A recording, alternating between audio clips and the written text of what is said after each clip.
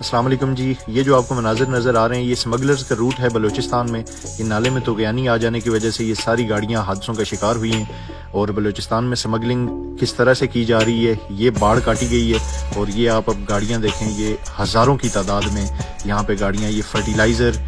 Urea یا کھاد جسے آپ کہتے ہیں، اس کے بعد چینی، گندم، پیٹرول اور ڈیزل اور ادویات، ڈالرز اور دیگر فارن کرنسیز، اور اس کے بعد 5,000 کے نوٹ جو پاکستانی نوٹ شارٹ ہوتے ہیں، نہیں ملتے آپ کو مارکیٹ میں وہ، اور بے شمار اس طرح کی چیزیں اسمگلنگ کر کے یہاں سے دوسری طرف منتقل کی جاتی ہیں، اور وہاں سے بدلے میں کپڑا، ایرانی پیٹرول اور ڈیزل، یہ آپ دیکھیں یہ ہزاروں کی تعداد میں یہ گاڑیاں، اور یہ روزانہ کی بنیاد پہ، یہ دن دہاڑے یہ کام ہوتا ہے۔ یہ باڑ کاٹی گئی ہے، یہ دیکھیں آپ یہاں بھی گاڑیوں کی تعداد کا آپ اندازہ کریں ذرا کہ یہ لاکھوں نہیں تو ہزاروں تو ضرور ہیں، اور یہ روزانہ یہاں پہ اسی مقدار میں یہ اسمگلنگ ہوتی ہے۔ یہ ایرانی تیل اور ڈیزل یہاں سے لایا جاتا ہے، اور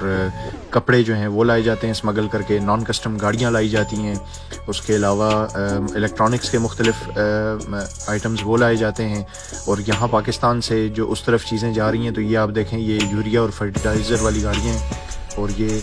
کئی ہزار گاڑیاں روزانہ پاکستان سے افغانستان اور ایران اور ساؤتھ ایشیا کی منڈیوں تک جا رہی ہیں۔ اس میں چینی بھی جا رہی ہے، اس میں گندم جا رہی ہے،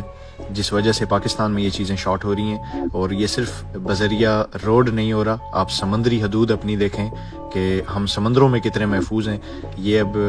بوٹس کے اوپر بھی اسمگلنگ آپ چیک کر لیں کہ دوسری طرف سے لا کے ایرانی پیٹرول اور ایرانی ڈیزل جو ہے وہ یہاں ڈمپ کیا جاتا ہے، پھر یہاں ہماری طرف سے گاڑیوں میں اس کو منتقل کر کے اور بڑے بڑے شہروں تک یہی اسمگل شدہ فیول پہنچایا جا رہا ہے، جس وجہ سے ہماری فیول کوالٹیز کیا ہیں وہ آپ کی گاڑیوں کے آئے روز کھلتے کام آپ کو خود ہی بتا رہے ہوں گے۔ یہ آپ تعداد چیک کریں، اور آپ کو یہ ویڈیوز کمپائل کر کے دکھانے کا مقصد یہ ہے کہ آپ کو پتہ ہونا چاہیے کہ ہمارے بارڈر کتنے محفوظ ہیں، اور ہمیں جو یہ شارٹیجز آ رہی ہیں گندم کی، چینی کی اور یوریا کی کھاد جو فرٹیلائزر، ان کے اصل وجوہات ان کی کیا ہیں۔ اور آپ یہ دیکھ لیجئے کہ جب تک یہ اس بڑے پیمانے کے اوپر ہو رہی اسمگلنگ کا سدباب نہیں ہوگا تو تب تک ہماری ان چیزوں کی پرائسز نیچے کیسے آ سکتی ہیں۔ اب اس میں اندازہ کیجئے کہ بینیفیشریز کون ہوں گے جو 65-70 روپے لیٹر فیول جو ہے ایران سے خرید کے اور یہاں پاکستان میں آ کے 250 روپے سے زیادہ پرائس پہ وہ پر لیٹر بیچا جا رہا ہے۔ اس میں ان اربوں روپے کے منافع خوروں